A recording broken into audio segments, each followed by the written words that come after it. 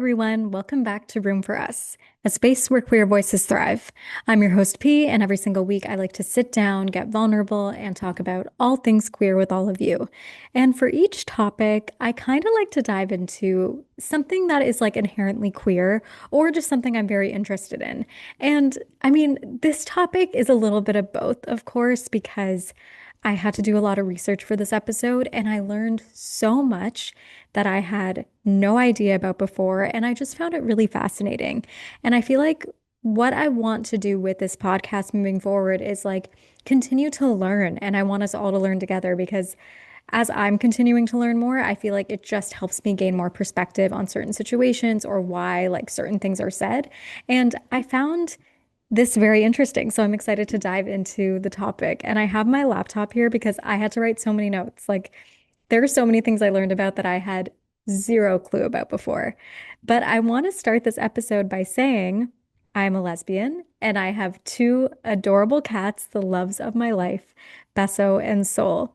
And this is what this episode is going to be all about. It's going to be about the history of cats, the correlation between queer people and cats, and specifically lesbians. I feel like that's kind of the trope of why lesbians love cats so much. But also, why do cats get so much hate? Like, that's kind of a very clear thing that's happened in society for so many years.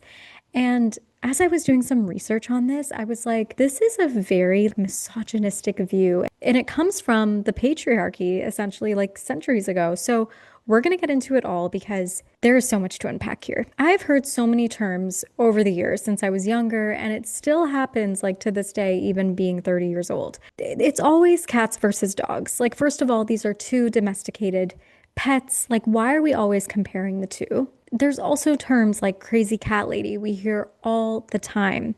And it got me really thinking about why people don't say the same things about dogs. You know, if someone has a lot of dogs, you're not hearing the term crazy dog lady. Or if someone wants to just, they have a couple dogs and they're having a night in, you're not saying something like, oh, you're just a lonely woman who spends time with her dogs. It's like you just don't hear about that. The reason behind this is actually reflected in patriarchal values from centuries ago. Like this goes way, way back to when cats were first domesticated. Society often maps gender roles onto these animals. Viewing dogs as masculine and obedient and man's best friend is the term you'll always hear, and cats as feminine and independent, aka less friendly. You ever hear that when someone's like, oh, I just don't like cats, they're so mean? Listen, I'm not out here trying to be a hater. Like if you don't have a preference or you sorry, I take that back. It's not even like a preference. Like some people just will fully say like, I don't like cats. I dislike them. I totally get it. If you're like, I have a preference for dogs, maybe they're just more your style. You like to be active with them. But when people are so like, I hate cats, I really want to know why. Like, what is the reasoning behind that? Is it because you had a bad experience with a cat? Because I feel like I've heard that a lot. Like, oh, you know, grew up with this like neighborhood cat and it was really mean to me. So now I don't like cats. But are you really going to let like this experience just turn you off from cats forever? I just find it very, very interesting. Let's go into the genders here that society, once again, has given these animals. So, dogs as masculine. Dogs are traditionally praised for loyalty, constant availability, and eager obedience, traits that align with power structures and traditional ideas of service and control. And cats are known as feminine. Cats demand bodily consent, they set firm personal boundaries, and reject forced submission. These traits mirror independent agency, which can make them threatening or frustrating to more traditional or authoritarian mindsets. I found that pretty interesting to really think about because cats, they do demand consent. It's that saying where like if you own a cat, you don't really automatically get that love from them. Like you kind of have to earn it, which I think is a pretty beautiful thing. It's like that bond just grows even deeper. And then when you get that love from your cat, they really trust you. And that like makes my heart just melt. Let's go into the social stigmas and the misogyny. The crazy cat lady trope. Cultural disdain for cats frequently intersects with misogyny, such as using the crazy cat lady stereotype to shame single women who find fulfillment outside of a traditional male companionship. Dislike of boundaries. Psychological discussions on pet preferences suggest that intense hatred towards cats often stems from a dislike of uncooperative entities that refuse to offer unconditional submissive approval on demand. Before we get deeper into this, I want to go look into the history of these little cuties. Like, let's start from the very beginning. The history of domestic cats began about 10,000 to 12,000 years ago in the Fertile Crescent of the Near East. Wild African cats approached early human farming settlements to hunt mice and rats that fed on stored grain. Humans welcomed these natural pest controllers, leading to a mutual partnership and gradual domestication. So, all in all, the primary purpose of cats throughout history was pest control. They protected human food supplies and prevented disease by hunting rodents. Cats actually have like these historic roles throughout the centuries. Grain protection was one of the biggest ones, as mentioned. So early farmers needed to store grain. Rodents invaded these storage areas. Cats hunted the rodents naturally, so they secured the human food supply without there being any, like damage, without there being any disease, stuff like that. Maritime pest control. So sailors loved having cats on their ships. That's a very common thing that you would see back in the day. Cats killed rats, chewing through any ropes, and they protected valuable cargo from these pests. As mentioned again, like food, they're keeping the supplies safe. Disease prevention. Rodents carried deadly fleas and plagues, and cats reduced rodent populations significantly. This hunting helped slow disease spread, and they kept human living spaces cleaner. Spiritual and companion roles. So Egyptians used cats for spiritual protection. Monks kept cats for quiet companionship, and artists kept them to protect manuscripts. So all in all, it seems like cats have been super helpful to humans. So when did this switch happen? Why did people start to turn the tables and now they're kind of hating on cats? The cultural shift that turned cats from helpful mouse hunters into witchy symbols of bad luck happened during the 13th century. Before this period, medieval Europeans generally tolerated or welcomed cats for their pest control skills. However, a mix of religious anxiety, papal decree, and growing fears of heresy permanently altered their reputation. So the turning point actually happened in 1233 CE. The definitive catalyst for the shift was a papal decree called Vox in Rama, issued by Pope Gregory IX in 1233. The papal bull is a document that was sent to inquisitors hunting heretics in Germany. It claimed that a secret devil-worshipping cult performed rituals involving a large demonic black cat. By explicitly associating felines with Satan, the Catholic Church gave institutional authority to the idea that cats, especially black cats, were agents of evil. And this part is really, really hard to read when I read about this, but it has to be said because it's just such an awful thing to know that this actually happened. So across Europe, communities began viewing cats with deep suspicion. And there were, please, trigger warning, this is really tough to say, but there were mass killings, public tortures, and ritual burnings of cats becoming common during festivals to ward off bad luck. But let's skip to the 14th to 17th century. So the witches and familiars. So as the centuries progressed, the fear of heresy evolved into the European witch trials, cementing the modern stereotype. So there's the shapeshifter myth. Superstition spread that witches could transform into black cats to travel invisibly at night and to spy on people. The familiar. Cats were branded as familiars, supernatural animal companions given to witches by the devil to assist in casting dark spells. Then we're back to the crazy cat lady origin. Isolated elderly women who kept cats for companionship were frequently targeted, accused of witchcraft, and executed alongside their pets. The path of bad luck is another topic here.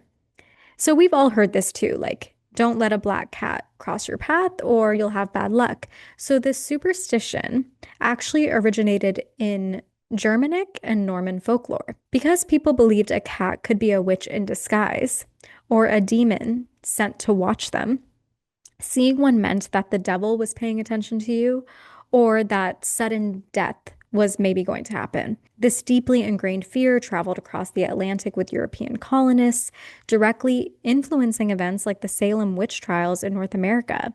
It would take until the 18th and 19th centuries, the Age of Enlightenment and Victorian era, for cats to fully regain their status as these beloved household pets. That is so crazy to me. So on the other side of the bad luck stuff people were saying, cats were also actually really seen as good luck charms in different cultures. So while Western Europe was fearing them, several cultures across Asia, Africa, and parts of Europe viewed black cats specifically as powerful symbols of good luck, wealth, and spiritual protection. The primary cultures and traditions where a black cat is considered a highly positive omen include Japan. So, in Japanese folklore and modern culture, black cats known as kuroneko are celebrated as fukuneko, meaning lucky cats. So they're known to ward off evil because they can see clearly in the dark. They are believed to possess the spiritual power to frighten away demons, illness, and evil energies. I thought this one was kind of cute. They're also kind of seen as romance matchmakers. So a popular superstition states that a single woman who owns a black cat will attract more kind, high-quality suitors. Maneki Neko. While the iconic beckoning cat statues are usually white, black Maneki Neko figurines are placed in homes and shops specifically to ward off stalkers, bad luck, and disease. I do really believe that cats are spiritual beings. Like the way they move, the way they're quiet, they're observant, they're very protective. I think like people don't look at cats as like this protective pet to have in the house because maybe physically it doesn't appear that way as compared to, having a really big dog. But I think having a cat in your space does wonders for the energy in the home. It just makes it so calm and beautiful. And I might be biased, I have two cats, but that is genuinely how I feel. Scotland and Ireland, the Celtic lore, they also see cats as a major financial blessing. So incoming wealth is a big one. Scottish folklore dictates that if a black cat arrives on your doorstep or porch, it means immediate prosperity and success are coming in the household.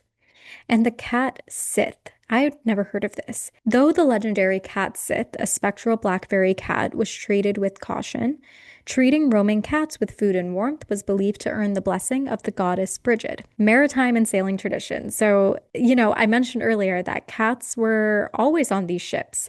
So British and Irish sailors considered black cats to be priceless good luck charms on ships. So they believed that having a black cat on board guaranteed smooth seas, fair weather, and a safe voyage home. Valuable cargo. They were considered so lucky that their financial value skyrocketed among shipping crews. Pirates also shared this belief, though they thought a cat walking away from a ship meant it was destined to sink. So the wives of fishermen often kept black cats at home, believing the pet's presence would spiritually protect their husbands at sea. So interesting. So, despite mainland Europe's general fear of witches, specific local traditions in the UK and France flipped the script. In the English Midlands, giving a bride a black cat on her wedding day is traditionally believed to bring good luck, fertility, and a happy marriage. In southern French folklore, black cats are sometimes called madagots. I hope I said that right.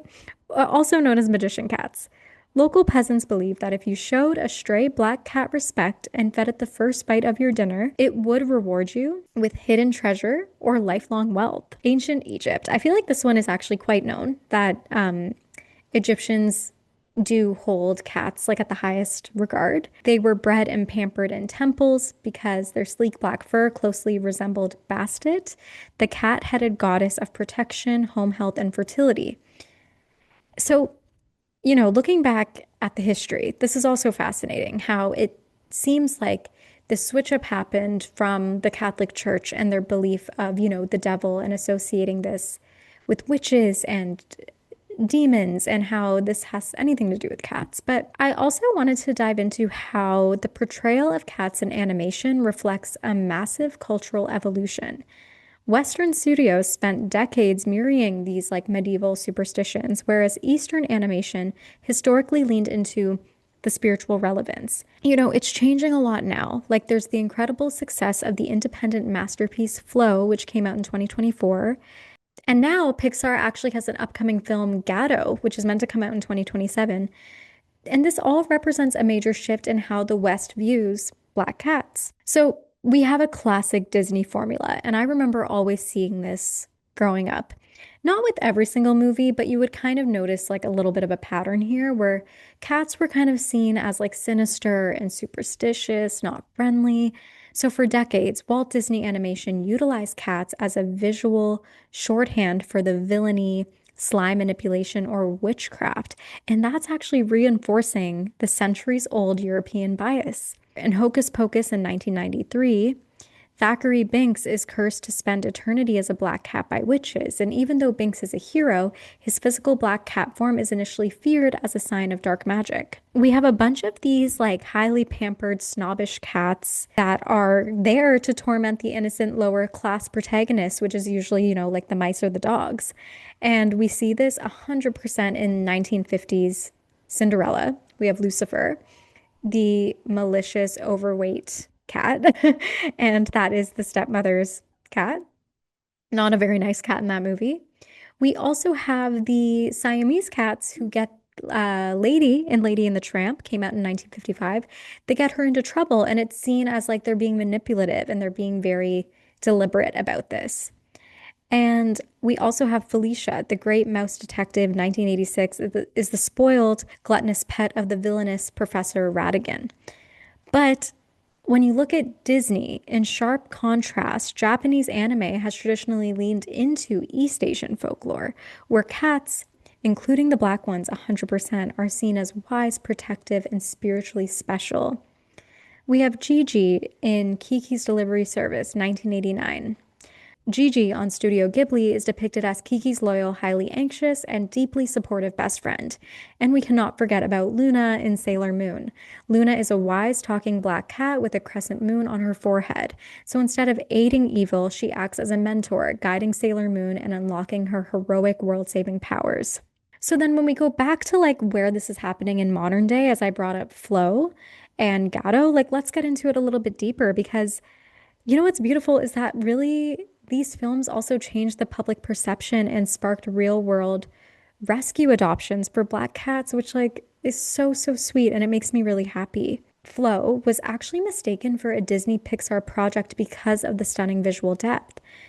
Flo is a critically acclaimed dialogue-free indie animated feature. The character is this like quiet, incredibly realistic, nameless black cat who's surviving this massive flood. And there was a crazy adoption surge once this film came out. Because the film showcases the cat's vulnerability, raw courage, and deep emotional bond with other animals, it captured hearts everywhere. Shelters reported a tangible spike in the adoption of black and dark-furred cats, who traditionally suffer from the lowest adoption rates due to these superstitions from centuries ago. Now, Pixar answered with Gatto, that's meant to come out in 2027. Seeing the global love for these misunderstood felines, Pixar Animation Studios officially announced their own project centering on a black cat titled Gatto, slated for March 5th, 2027 theatrical release. The plot is that the film takes place in Venice, Italy. It follows Nero, who's voiced by Mark Ruffalo, a black cat who is actively shunned by local superstitious humans. Nero is forced to break away from a local feline mob boss to find his true purpose through an unexpected human friendship. Even its teaser posters have generated massive praise from animal rescue communities for tackling those anti-black cat superstitions head on. So that's like a lot of the history I was able to dig up on, specifically about black cats, but also cats in general as a whole. And because this is Room for Us podcast, we got to talk about the gay stuff, of course. Why the connection with women and cats, and specifically queer women? There is a deep connection there. And the deep connection is a fascinating intersection of history, psychology, sociology, and shared cultural archetypes. So while the cat lady trope was once used as a weapon to isolate women, it has been completely reclaimed as a symbol of independence, safety, and community. I put together these points to kind of sum it all up, and I'd be so curious to hear what you guys think and why you think there's such a connection there. Historical solidarity. There's that outcast connection. For centuries, women and cats shared the exact same social status. They were valued when they were useful and subservient, but demonized when they exhibited independence. So, shared persecution. During the European witch trials, the women targeted were often those living on the margins of society, widows, unmarried women, or those who didn't conform to traditional family structures. They kept cats for companionship. The patriarchy of the time branded both the independent woman and the independent animal as heretical and dangerous. Because of this history, marginalized groups, including the queer community, feel a natural historic kinship with cats. Both have histories of being misunderstood, feared, or labeled as deviant simply for existing outside these like conventional norms. The behavioral alignment, we love the independence and consent that cats show, and it's like so natural to them. Cats interact with the world in a way that deeply resonates with feminist and queer dynamics, particularly regarding those personal boundaries. A cat's trust must be earned on their terms, and I respect it. They require you to read their body language and respect their boundaries. Many women and queer individuals appreciate the focus on mutual respect and consent. Historically, domesticated dogs were seen as symbols of masculine control, hunting, and obedience. Cats, conversely, refuse to be fully mastered. They represent autonomy, self-sufficiency, and a refusal to perform for the entertainment of others. And I mean, you might hear people joking about that now, like they have a cat and that cat runs the house. It's on their terms. They decide what they want to do. They'll come to you when they want to. They are very independent, and that is something I really appreciate about them. There's also the queer subculture in chosen families. So within lesbian, bisexual, queer, plus plus plus spaces, cats have evolved from simple pets into a foundational, like cultural staple. There's actually the lesbian cat aesthetic. In queer subculture, owning cats is widely embraced. It's like an inside joke and also like a badge of honor. When you're going out with all your queer friends and you might just end up talking about how cute your cats are, like that really does happen. It subverts the straight nuclear family ideal, which is like a husband, a wife, 2.5 kids, and by point 0.5, I mean that they have a golden retriever. You hear that all the time. So you're actually replacing that traditional family with your chosen family, centered around low demand, but also high comfort animal companionship. Within queer history, this is very, very common. Queer people do frequently experience these higher rates of social anxiety, rejection, or displacement from their biological families. Having a cat is like this form of unconditional and non-judgmental love. A cat doesn't care about your gender identity, your sexual orientation. They just feel safe with you and they want to be in your presence. And there's so many studies more about how people don't think that their cats like miss them. There's such a big misconception of like, and I could probably go on about this forever, but like if you leave your cat alone, if you're on vacation, they don't care about you. All they care about is their food if their litter is being taken care of. That is not true at all. A cat misses you, and they really recognize you by their scent. Pheromones are so, or sorry, by your scent.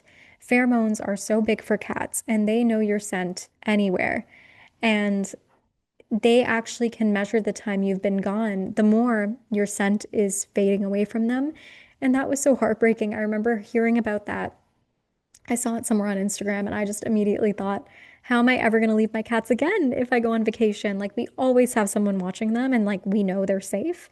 But your cat remembers you and they know you because of how you smell. It's so sweet and they're very intuitive in that way. There's also the introversion and domestic sanctuary topic here. Queer spaces are usually like very loud bars, clubs, there's nightlife. That can lead to social burnout as much as that can be really fun. But you have the ultimate homebody companion with you and your kitty. Cats are the perfect anchors for creating a peaceful, quiet, domestic sanctuary. They provide companionship without requiring like highly visible public social interactions that also come with like walking your dog in the neighborhood because you have to do that. With cats, you can be in the comfort of your own home and you're playing with them, you're cuddling with them. It does provide a sense of calm in your space. I pulled this info from an article on rainbowandco.uk and I wanted to describe what it does say because I did find it so insightful. The connection with cats and lesbians goes back to early lesbian feminism, when cats were often seen as the ultimate symbol of independence. If you've ever lived with a cat, you get it. They're completely comfortable setting boundaries, doing their own thing, and deciding when and if they want your attention. That independence became associated with lesbians.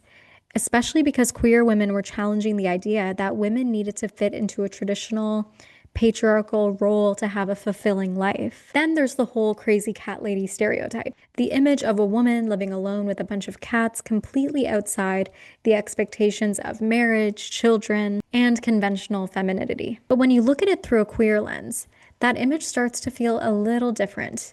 What if the woman living with her cats wasn't actually alone, but building a life with another woman? And then we get to the witches, because apparently lesbians and cats couldn't escape the witchy allegations either. Cats have long been associated with witches, particularly black cats, who were seen as their mysterious little companions. Witches themselves became symbols of women rejecting the expectations placed on them. Marriage, femininity, gender roles, and basically the idea that women should behave a certain way to be accepted. Which brings us to the modern idea of the black cat lesbian. You know, when you guys hear that, like, are you either a golden retriever lesbian or a black cat lesbian? It's fascinating. This is usually used to describe a queer woman who has that mysterious, independent, slightly intimidating energy. She might be femme, she might be effortlessly cool, and she definitely has no problem showing her claws or being brutally honest when someone crosses a line or her boundary. So we love that energy. We love the black cat energy. I don't see that as being cold or aloof, which a lot of people might say because maybe you're not the golden retriever who's just friendly with everyone and maybe has less boundaries. And golden retrievers, I love you. I love you so much, but I feel like that is just a fact. Dogs were bred to be obedient. They were bred to be like workers for humans. And so when you're not getting your way with a cat, that's okay. That's how it's meant to be. They have boundaries too, but some people aren't going to like that. And that's where like the black cat versus golden retriever personality types start to come to play. I think women and cats are similar in a way. Maybe we like recognize ourselves in these animals. I want to conclude this episode here with like next time you decide to say like you hate cats, I really want to ask you why. Like what is the real reason and what is the deeper meaning here? And maybe you don't know the answer, but I would like challenge you to dig a little bit deeper to maybe look at yourself and understand like where is this like hatred coming from? I don't think it should ever just be like dogs versus cats, or I'm such a dog person compared to a cat person. I mean, they're both animals with their own unique qualities, and I am such a dog lover myself. I love dogs. And one day in my life, I would love to own a dog. Like, that would be my dream. I would love to. But owning cats for the past 3 years, like being a mom to my cute little children, you know, Besso and Soul, they're my whole life. I can't imagine actually life without a cat in my household ever. I just don't get the cat hate. I don't get it. I don't support it. And I'm not coming from a judgmental place. I just want to know why, because after I was diving into more research and learning more about these like patriarchal views, I don't even think people are intentional when they're saying it. I think it's something that has been fed to us by society. And I've been guilty of being that person when I was younger, you know, saying like, I don't think I'm a cat person, I'm a dog person, or I'm uncomfortable around cats. Like, I had that moment when I was maybe in like my early 20s. I remember a cat had hissed at me when I was staying at an Airbnb in Montreal. It was funny, the Airbnb, like we knew the host through one of our friends, so she did leave her cat there so we could take care of the cat while we were at Osheaga. And I remember being like nervous around the cat, like visibly nervous. But now, after owning cats and being with them, I can understand like this cat was probably just asserting a boundary, honestly. And I probably approached the cat like a little too excitable. But I've been so that person before. And I just think I wanted to take accountability for that and know, like, you know what? I was a little ignorant to what I would say in the past. And I just found like researching and Googling more about these animals was so fascinating. And to see why that switch up happened is actually like very, very heartbreaking. So, with that, I challenge you to do the same. And I hope you take away some points from this episode. I hope if you have your cats or cat, you love on them a little bit, you give them cuddles when they want to. No, but in all seriousness, like really, really do. I had a lot of fun recording this episode and I hope you learned something. Anyway, I will see you next week. Thank you so much for tuning in.